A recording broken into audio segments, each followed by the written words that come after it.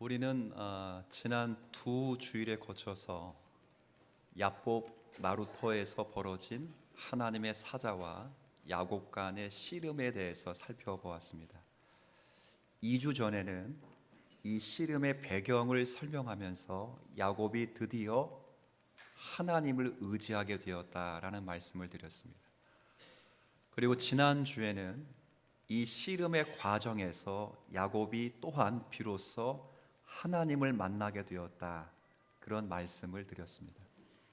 그리고 오늘은 세 번째, 이 씨름의 결과로 야곱에게 하나님이 모든 것이 되었다 하는 사실을 여러분에게 말씀드리려고 합니다. 지난 몇 주 동안 이 씨름에 대해서 묵상하고 상고하면서 제가 일부에도 제 개인적인 은혜를 나누었듯이 굉장히 큰 은혜를 받았습니다. 말씀을 깨닫는 은혜뿐 아니라 하나님이 자신에게 야곱을 의지하게 하고 만나게 하고 모든 것이 되게 하시는 과정을 보면서 내가 믿는 내 아빠가 인격적이라는 하나님이라는 것 때문에 너무 큰 감동을 받았습니다. 하나님이 인격이시다, 인격을 갖고 계신다 하는 사실이 얼마나 우리에게 큰 위로가 되는가를 지난 한 주간 동안 살아가면서 큰 개인적인 위로를 누린 거예요. 만약에 하나님이 포압적이고 강압적이신 분으로만 계셨다면 아마 신앙생활하기 참 어려울 것 같은데, 우리가 실수해도 인내해 주시고 때론 그 인내해 주시는 중에 또한 징계를 통해서도 깨닫게 하시면서 다가오셔서 믿음의 은혜를 베푸시는 하나님이 계셔서 너무 좋다, 이런 생각이 들었습니다. 이 하나님이 저와 여러분의 하나님이신 줄 여러분 믿으셨으면 좋겠어요. 제가 주기도문 강의할 때 그랬잖아요. 우리나라 성경에는 주기도문의 가장 첫 말이 하늘이라는 표현이 나와요. 하나님은 어디에 계시는가? 하늘. 그러니까 무서워, 너무 무서워. 근데 원문에는 하늘이란 단어가 가장 먼저 나와 있지 않아요. 뭐 강의 들으신 분들은 다 아실 거예요. 주기도문의 첫 번째 단어가 뭐예요? 아버지도 아니야. 아버지 맞았어요. 근데 아버지가 아니야. 뭐예요? 아빠야, 아빠. 기도는 관계 속에 시작되고 신앙은 관계 속에. 다른 모든 신들은 명령과 복종 속에 존재하지만 우리가 믿는 하나님은 관계 속에서 우리를 상대하신다는 것 때문에 얼마나 감사한지 몰라요. 한 주간 이 하나님이 여러분의 아빠 되시고 우리를 인격적으로 찾아오신 주님이라는 사실로 다시 한번 또 소소한 은혜를 누렸으면 좋겠어요. 자, 오늘은 이런 이제 하나님께서 야곱의 씨름을 통해서 야곱이 하나님이 모든 것이 되었다 하는 사실을 살펴가면서 다시 말씀을 관찰하게 되면 특이한 것이 하나 있습니다. 그게 뭐냐면 성경에 보면 그 사람이 야곱을 이기지 못했다, 그런 표현이 나와요. 근데 그 사람이 우리가 아는 대로 누구였습니까? 하나님의 사자이고 천사입니다. 개혁파 교회가 갖고 있는 독특한 특성으로 말하면 성육신 하시기 전에 그리스도시란 말이에요. 근데 그 천사가, 그 그리스도가 누구를 이기지 못했다고요? 야곱을 이기지 못했다고. 말이 됩니까? 천사 하나가 아수르 군대 13만 5천을 일제히 죽일 수 있는 권능이 있다면 야곱이 13만 5천 명보다 세단 말이에요? 택도 없죠. 여기서 그 사람이 야곱을 이기지 못했다라는 것은 실제 야곱이 이겼다, 실제 야곱을 싸움으로 이기지 못했다, 이런 말이 아니라 야곱이 끝까지 버티며 저항했다, 이런 말이에요. 제가 말씀을 추론하면서 좀 생각해 보면 야곱이 왜 끝까지 버티며 저항할 수밖에 없었는가, 그럴 때 저는 이 야곱이 처음에는 자신에게 씨름을 걸어온 상대의 자가 천사라는 사실을 인지하지 못했다고 봅니다. 방금 전에 우리가 이걸 몇 주 동안 나누게 되지만 사실은 방금 전에 야곱의 입장에서는 방금 전에 자기의 종들을 통해서 에서의 사람들이 몇 명 찾아온다고 했었어요. 400명이 당신을 맞으러 온다, 야곱 자신을 맞으러 온다는 사실을 알게 되었어요. 그런 직후에 이런 싸움이 일어났기 때문에 아마 야곱은 자신에게 씨름을 걸어온 상대자가 아마도 에서의 400명 중에 한 사람, 용사든 정탐꾼이든 둘 중에 하나로 생각을 했을 거예요. 그래서 야곱은 그 싸움에서 지지 않기 위해서 끝까지 저항을 한 거예요. 근데 언제 이 관점이 바뀌냐 그러면 날이 샜습니다. 밤새도록 싸운 거예요. 누구랑 싸웠다고요? 천사와 싸웠어요. 근데 야곱은 에서의 사람과 싸웠다고 생각을 하는 거예요. 밤새도록 싸웠는데 결판이 안 나는 거예요. 근데 날이 딱 새니까 이 싸움을 걸어온 상대자가 야곱의 어디를 쳤습니까? 허벅지 관절을 쳤어요. 옛날 성경에는 환도뼈, 뭐 엉덩이뼈, 뭐 지금 뭐 여기 여러 허벅지 뭐 괜찮아요. 그러니까 정확히 말하면 허리를 그냥 아작을 내버리는 거야. 그 엉덩이뼈 위쪽을 다 위골시켜 버리는 거예요. 그때 문득 야곱은 내가 지금 싸움하는 이 대상이 사람이 아닌 것 같다라는 생각을 비로소 하기 시작했어요. 여러분 한번 생각을 해보세요. 밤새도록 싸우는데 승부가 났다고요, 안 났다고요? 안 났어요. 근데 잠깐 날이 새니까 그 하나님의 사람이 어디를 쳤다고요? 툭 쳤는데 부러졌어요. 근데 여러분 엉덩이 뼈, 이 위골, 이게 뼈가 허벅지 뼈가 툭 친다고 부러져 이게? 아이, 안 쳐봐서 모르죠. 저는 애들 쳐봐서 알아요. 그 말 안 듣는다고 엉덩이 툭 쳤잖아요. 그렇다고 허리가 나가거나 엉덩이 뼈가 부서지거나 아작나지 않아요. 정말 허벅지 뼈가 부러지려면 쇠파이프 같은 거 위에서부터 몇 대를 내려쳐야 부서질까 말까 하는 뼈예요. 근데 상대 씨름하는 사람이 툭 쳤는데 부러졌다면 둘 중에 하나야. 애초에 이 사람이 나를 이기려고 했다면 이걸 지금 치지 않고 언제 쳤으면 돼? 처음 씨름할 때 치면 되지. 처음 씨름할 때. 그러니까 이 싸움은 정말 저 사람이 야곱 입장에서요, 저 사람이 나를 이기려고 하는 싸움이 아니라는 걸 깨달았어요. 두 번째는 힘이 강력한 거예요. 초자연적인 힘인 거예요. 툭 쳤는데 자기가 평생을 절어야 될 만한 장애를 안을 만한 그런 다리가 부러지고 위골될 정도니까 야, 이거 순간 사람이 아니로구나 생각이 딱 드는 거예요. 그래서 그때부터 바뀌기 시작했어요. 아, 내가 이 사람을 정복해야 될 대상이 아니라 이 사람은 내가 복을 구해야 될 사람이구나 깨닫는 거예요. 그래서 그가 바뀐 게 뭐예요? 우리가 오늘 본문은 아니지만 26절 지난번에 읽어봤어요. 뭐라고 되어 있냐면 내게 축복하지 않으면 가지 못하게 하리이다. 뭘 구했다고요? 복을 구했다고요. 복을. 제가 여러분에게 말씀드리면 이게 굉장히 놀라는 일인데 야곱은 단 한 번도 하나님께 복을 구해본 적이 없어요. 아니, 목사님 베델에서 만났잖아요. 목사님 여기 야곱이 들어오기 전에 마하나임 하나님의 천사들을 군대를 봤잖아요. 아니 지난주에는 하나님 의지한다고 약속의 말씀 붙잡았잖아요. 그런데도 하나님께 뭐는 안 구했어요? 복은 안 구해요. 내게 축복하지 않으면 떠나가지 않게 하리라. 이 말은 한번 따라해 볼게요. 나를 불쌍히 여겨주세요. 불쌍히 여겨달라는 거예요. 단 한 번도 그렇게 기도한 적이 없어요. 드디어 야곱이 내면적인 변화를 갖게 됩니다.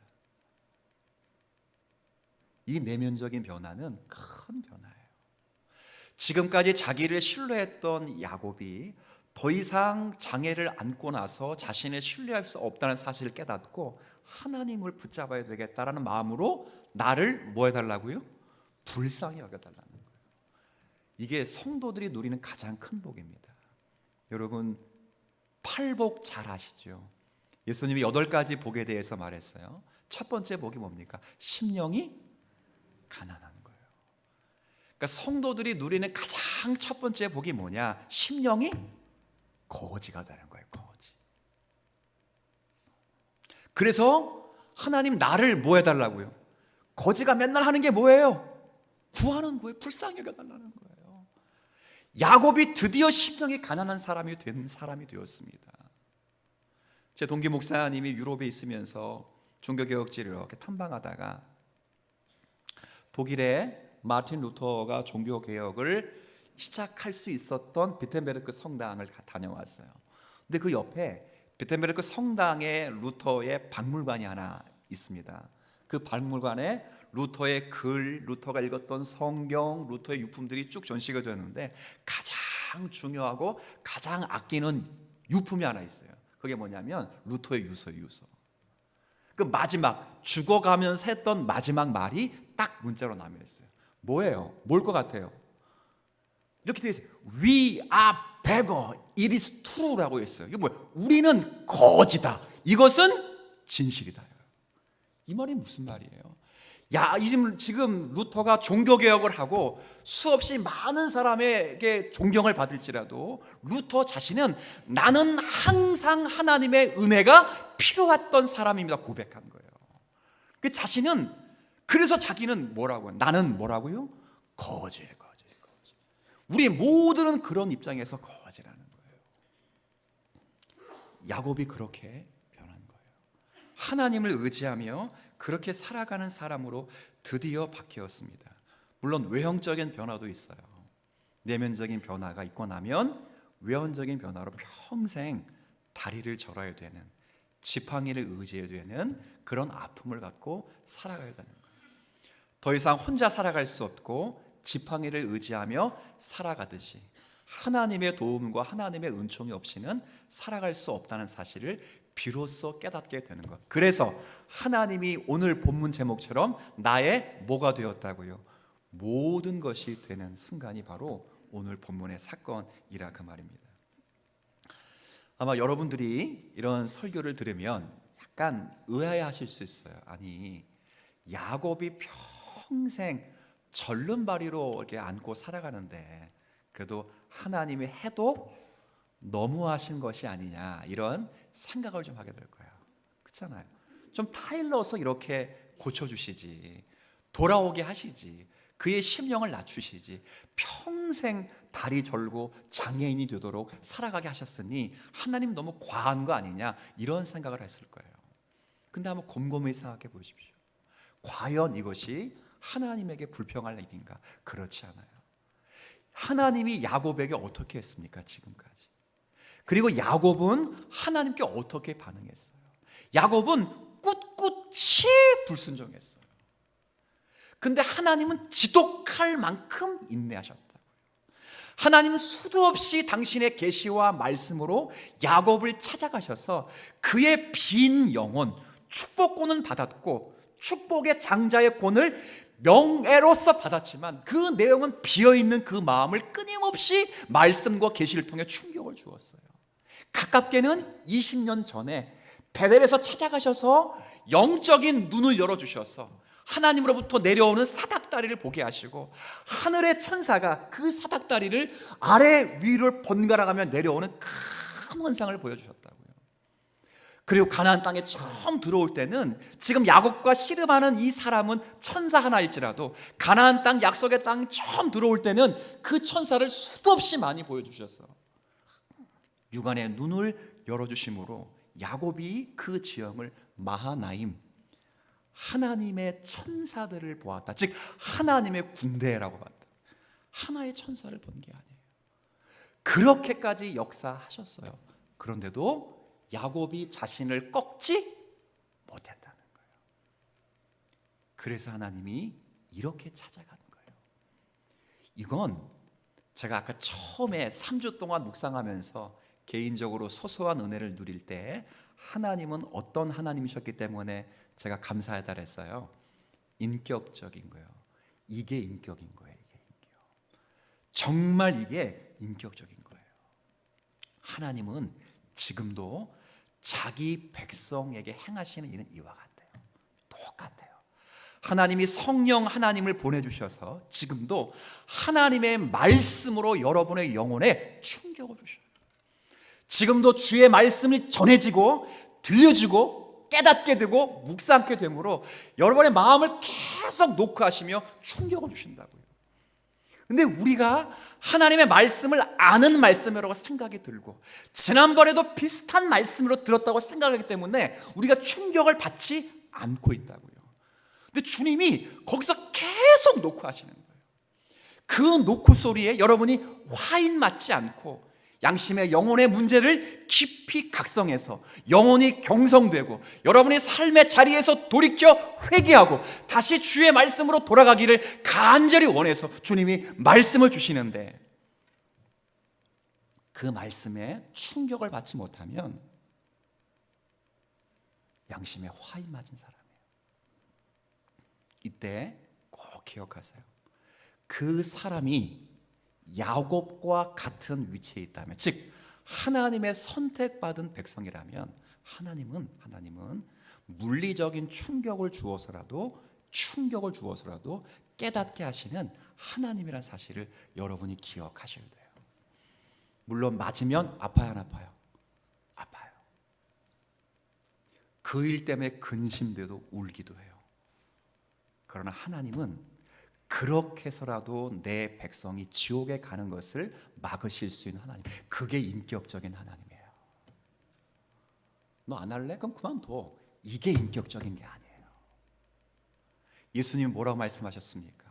너의 오른 눈이 너를 실족하게 하거든, 너의 오른쪽 눈이 너를 범죄하게 하거든 너의 오른쪽 눈을 너가 빼어버리라. 한 눈이 장애를 안고서 살아가는 것이 온 몸이 지옥에 가는 것보다 훨씬 나은 일이다 그랬다고요.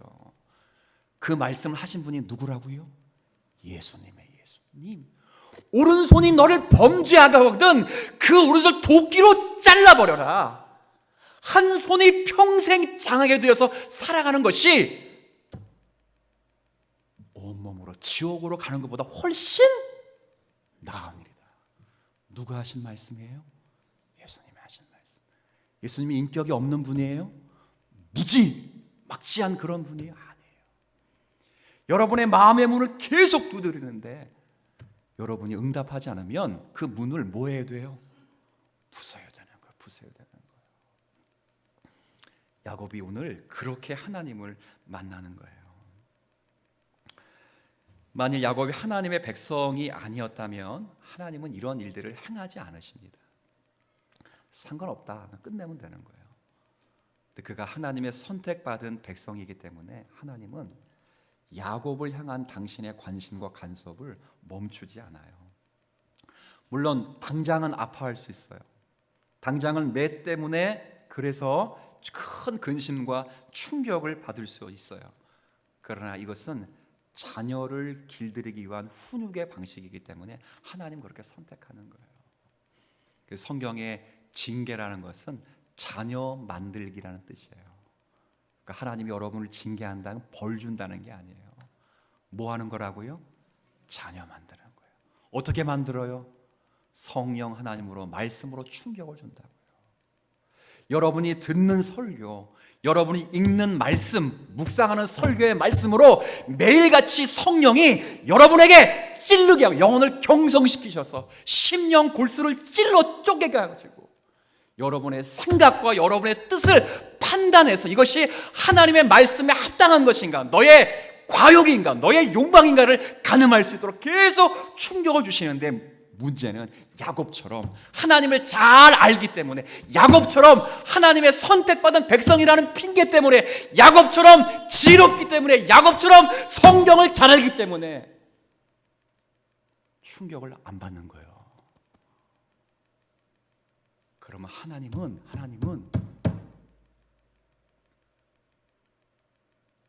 물리적인 충격을 주실 수도 있어요. 이런 하나님을 두고 인격적인 하나님이라고 하는 거예요. 자기 아들이 지옥 가는데도 그래 뭐 열심히 살아라니 성공하라. 이건 진짜 바보.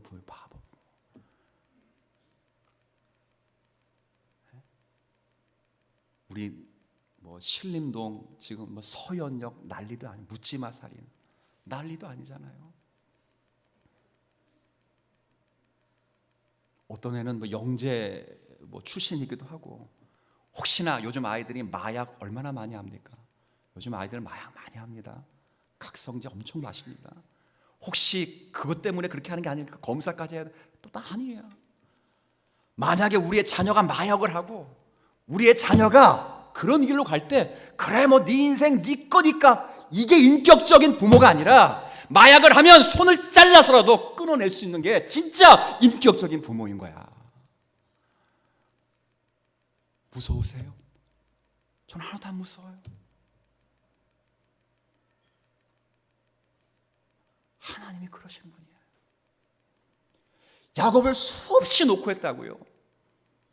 근데 야곱은 하나님을 너무도 잘 알아. 야곱은 하나님의 말씀을 주구장창 다 외워버리고 그냥 하나님을 만났다고도 생각한다고요.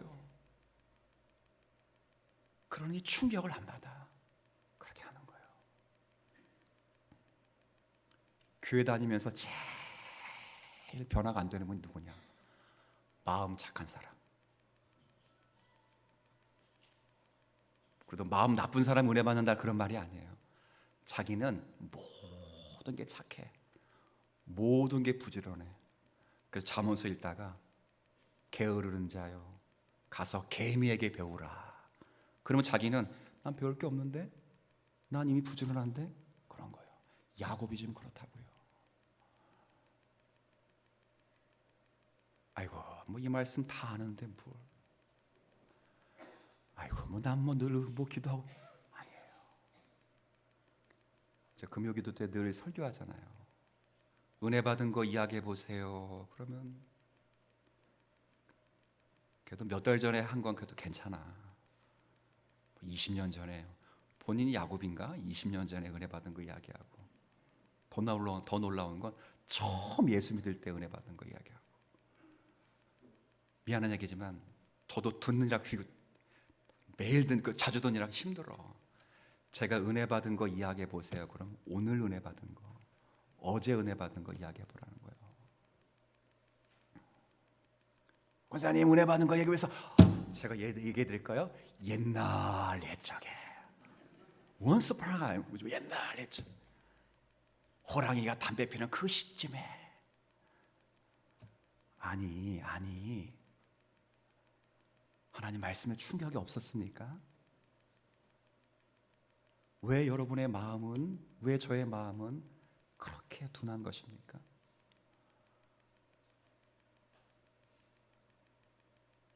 야곱이 여기서 무너졌어요. 내가 하나님을 알고 있는 게 아니었구나.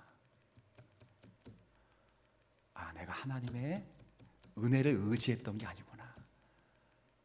바로 전날 밤에 하나님은 살아계시잖아요. 하나님의 약속의 말씀은 신실하잖아요 라고 기도했던 것도, 하나님을 의지하는 것도 결국은 내 목숨 살리기 위해 내가 그렇게 기도한 거구나. 비로소 깨달았던 거예요. 그래서 하나님을 만나고 하나님께 큰 아픔을 체험할 때 비로소 오늘 제목처럼 하나님이 나의 뭐가 됐다고요? 모든 것이 된 거예요. 모든 것이. 자기 능력에 대한 신뢰를 버렸습니다. 대신 이제부터 태도를 바꿔서 하나님 앞에 나를 불쌍히 여겨달라고 매달리기 시작한 거예요. 하나님 앞에 자신을 꺾어서 굴복하게 된 겁니다. 당신이 내게 축복하지 아니하면 가게 하지 아니하겠나이다. 하나님, 이제는 내 힘으로 살지 않겠습니다. 하나님, 이제부터 하나님이 나의 힘이 되어 주십니다. 내가 약할 그때가 가장 강하며 내게 능력 주시는 자 안에서 이제는 모든 것을 할 수 있습니다. 나는 지금까지 내 꾀로, 내 지혜로, 내 소유로, 내 능력으로 모든 것을 할 수 있다고 하나님 앞에 호언장담하며 살았습니다. 그러나 이제 주님을 만났습니다. 내가 절름발이가 되고 내가 지팡이를 의지하듯이 이제는 평생 하나님을 의지하며 주님만을 나의 힘으로 삼겠습니다. 주님, 나를 긍휼히 여겨 주옵소서. 이게 야곱의 고백이에요. 드디어 자존심을 꺾는 거예요. 그냥 불쌍히 여달라고 습관적으로 반복하는 게 아니고, 진짜 부부싸움 하잖아요. 그럼 꼭 싸우고 나면 끝에 아내가 그러죠. 뭐가 미안한데? 열심히, 아니 뭐 여러분의 부부는 안 그러지 않겠다고 뭐 보는 건 아닌데, 대부분 그래요. 쫙 물론 부부싸움 할 때 거의 남성들이 잘못한 게 많습니다. 어떻게 보면 알 수 있냐? 절 보면 알 수 있어요. 그때 아내가 잘못한 걸 쫙 이야기는 안 해놓고 물어봐요. 뭘 잘못했냐고. 그죠? 그러면 뭘 잘못했는지 쫙 이야기를 했는데 그게 아니야. 그럼 지금 잘못을 구하는 마음이 있다는 거 없다는 거예요? 없죠. 근데 진짜 미안함을 구할 수 있으면 지금 아내가 왜 화가 났고 뭐 때문에 안 하는 거야. 진짜 사과할 마음이 있잖아요. 밥 얻어먹기 위해서 사과하는 게 아니라 진짜 한 인격을 모욕한 것에 대한 정말 회개에서 회개가 나오고 미안함을 구하면 왜 아픈지를 아는 거예요. 야곱이 비로소 아는 거예요. 비로소 하나님의 마음을 비로소 깨달았다.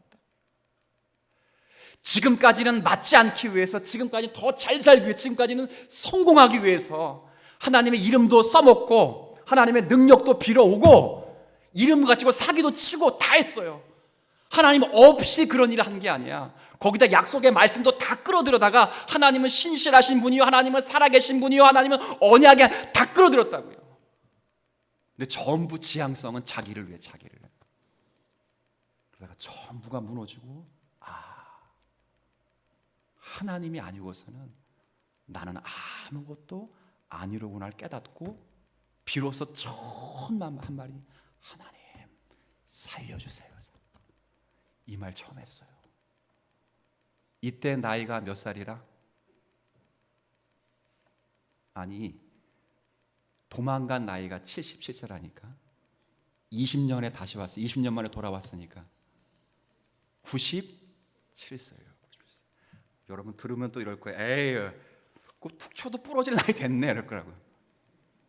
그죠? 97세면 툭 치면 부러질 나이 됐네. 야곱이 몇 세까지 삽니까? 훨씬 더 많이 살아.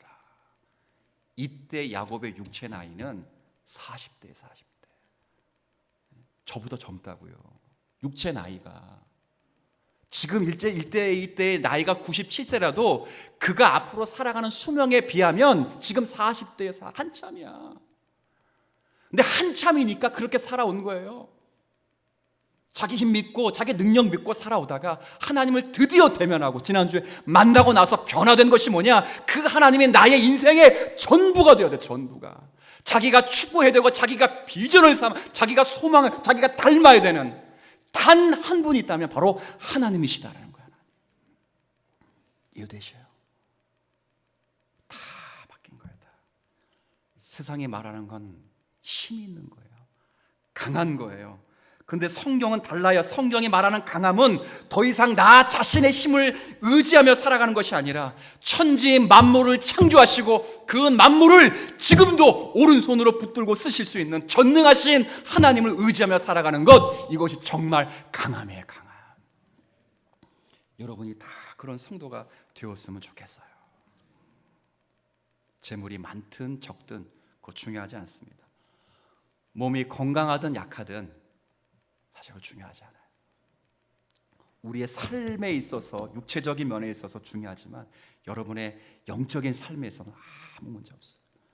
여러분이 명예가 많든 재물이 실력이 있든 없든 다 이것 때문에 여러분이 좌우되지 않습니다. 도리어 하나님만 의지함으로 그 능력을 힘입어 사는 사람은 재물이 많아도 강한 자가 되고 재물이 적어도 강한 자가 되는 거예요. 그런데 하나님을 의지하여 살지 못하는 자는 재물이 많아도 약한 자가 되고 재물이 없어도 약한 자가 되는 거예요. 야곱이 깨달은 거예요. 그래서 이 씨름에서 정말 중요한 건, 이 결론적으로 중요한 건 이게 이 야곱이 이겼다는 게 아니라고요. 절었다는 게 훨씬 더 중요해요. 자, 31절 32절.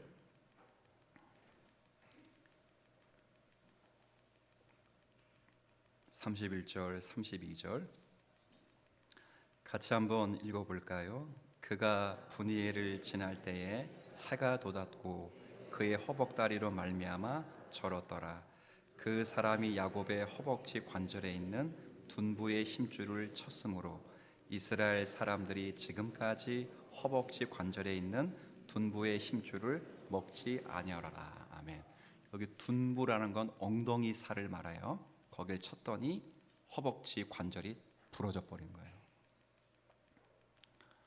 여기서 정말 중요한 건 절었다는 거예요. 절었다. 전날 처자식을 떠나보내고 소유를 떠나보낼 때까지만 해도 지팡이 없이 산 사람이에요.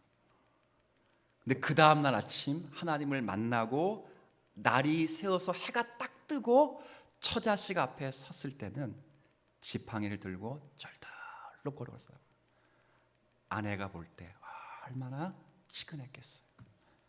자녀들이 보면서 아빠 어젯밤에 무슨 일이 있었어? 물어봤을 거예요. 야곱은 그때 신경질 내지 않았을 거예요. 눈물을 펑펑 흘리면서 내가 하나님을 만났다. 내가 주님의 능력을 경험했다. 살아계신 하나님이 나를 찾아오셨다. 아빠 다리 절고 있잖아. 피나잖아. 부러졌잖아. 괜찮아. 하나도 안 아파. 나는 주님을 만났어. 그런데 내 인생에 후회가 없어. 분명히 그렇게 이야기했어요. 분명히. 여러분 어떠시죠? 이 일 후에 야곱의 생애에 있어서 세상은 동일하게 변하지는 않습니다. 다만 야곱이 변하니 바라보는 시선이 전부 바뀌어요. 세상은 그대로 있어요. 세상의 모습은 하나도 바뀌지 않았어요. 그런데 세상을 바라보는 누가 바뀌었어요? 야곱이 바뀌었어요. 세상을 다루는 관점도 바뀌고 세상을 대처하는 야곱의 생각과 대처 방법도 달라요. 그렇게 바뀌니 세상이 하나님의 뜻처럼 세워져가는 은혜를 비로소 누리게 되는 거예요. 평생 달고 다니는 장애가 여러분에게 있어야 된다, 그 이야기를 하려는 게 아니에요. 하나님은 거기까지 간섭하실 수 있는 하나님이란 사실을 여러분에게 말씀드리고 싶은 거예요. 왜 자녀들에게 시비 겁니까? 왜 부모가 자녀들에게 잔소리합니까? 자녀가 공부 잘하고 머리 좋은 것만으로 됐다 말하지 않아요. 머리 좋아도 서연주처럼 그렇게 되는 거예요. 머리가 좋아서 공부하는 것, 이거 부모가 원하지만 훨씬 더 크게 원하는 건 그 아이가 인격적으로 바르게 살아가는 거예요. 어른들에게 인사 잘해라. 친구들하고 나누어 먹어라. 싸우지 말아라. 잠자기 전에 반드시 양치해라. 그리고 끝에 기도하고 자라. 하루에 성경 한 절씩은 반드시 묵상하라. 왜 그렇게 말해요? 너 수학 문제 풀었어? 너 영어 10개 외웠어? 그렇게 물어보지 않고 왜 그렇게 물어봐요? 내 새끼이기 때문에, 내 새끼이기 때문에. 여러분이 손흥민에게 뭘 바라겠어요? 여러분이 손흥민에게 바라는 건 딱 하나예요. 골 잘 넣는 거예요. 더 이상 안 바라. 골 잘 넣어서 국위 선양해 달라는 거예요.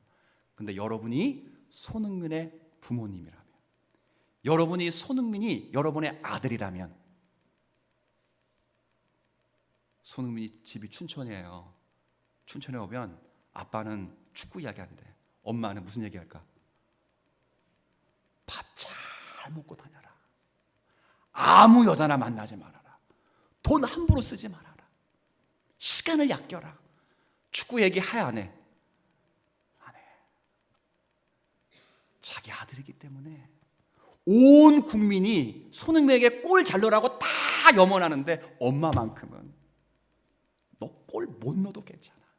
난 네가 건강했으면 좋겠어. 바른 청년으로 살아갔으면 좋겠어. 이런 스캔들이 지금 들려오는데 난 이것 때문에 너가 마음의 아픔을 겪지 않았으면 좋겠어. 그릇된 청년으로 사람들에게 비치는 모습이 되지 않았으면 좋겠어. 간섭하는 거, 시비 걸고 간섭하고 찾아오시는 거예요. 하나님이 여러분에게 그렇게 하신다는 거예요. 여러분이 하나님의 택함받은 백성들이 아니라면 하나님은 명령하시고 불순종하면 끝내버리면 돼요. 개혁받기. 그러나 여러분이 야곱같이 하나님의 선택받은 백성이고 하나님의 장자의 축복을 이미 여러분이 소유했기 때문에 그 복이 진짜 여러분의 생애 가운데 복이 되는 그 순간까지 끊임없이 여러분을 찾아와 간섭하신 하나님이 내 아빠인 줄 믿으셨으면 좋겠어요. 후회가 없어요. 손해볼 것이 없다고요. 내 인생이 그런 거예요. 돈이 많은들 그것이 무엇이 그 영혼의 기쁨이 되겠습니까? 명예가 가득한들 그 무엇이 그 생에 영생을 줄 수 있겠습니까? 진짜 강한 것은 썩어지지 않는 거예요. 진짜 강한 것은 쇠하지 않는 거예요. 돈, 명예, 외모, 여러분들 한 소식적에는 다 한 미 모시겠잖아요, 그죠?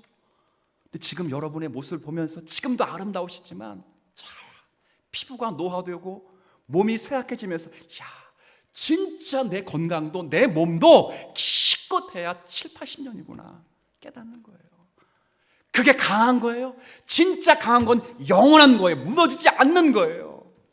그래서 베드로 사도가 흩어져 있는, 핍박받아 흩어져 있는 사랑하는 성도들에게 이야기한 것은 너희를 거듭나게 하사 산 소망이 있게 하시고 너희들에게 썩지 않고 더럽지 않고 쇠하지 않는 하나님의 기업을 너희들에게 주었으니 그게 뭐예요? 하나님 자신이며 하나님의 말씀이며 하나님과 함께 동행하는 복이에요. 그 하나님의 동행으로 우리가 하나님 앞에 생명을 누리고 그 생명은 재물과 명예와 돈처럼 이렇게 건강처럼 일순간 있다가 없어지는 것이 아니라 주님 말씀하신 것처럼 영생에 이르게 되고 영원히 사는 그 삶이 그리스도와 함께 연합하여 교제하고 동행하는 삶이라고요. 야곱은 계속 평생을, 남은 평생을 지팡이를 의지한다. 그리고 깨닫는 거예요. 이 지팡이를 의지하듯이 내가 주님과 함께 걸어가고 있겠구나. 야곱이 그렇다고 다 잘하진 않아요. 그러나 지팡이를 보면서 계속 하나님의 사람으로 살아가요. 이걸 만드신 분이 하나님이시고 저와 여러분의 아버지가 되시는 인격적이신 하나님이심을 믿으면서 우리의 생을 주님 앞에 양도시키며 하루를 그리고 한 주간을 승리할 수 있는 저와 여러분이 되었으면 좋겠어요.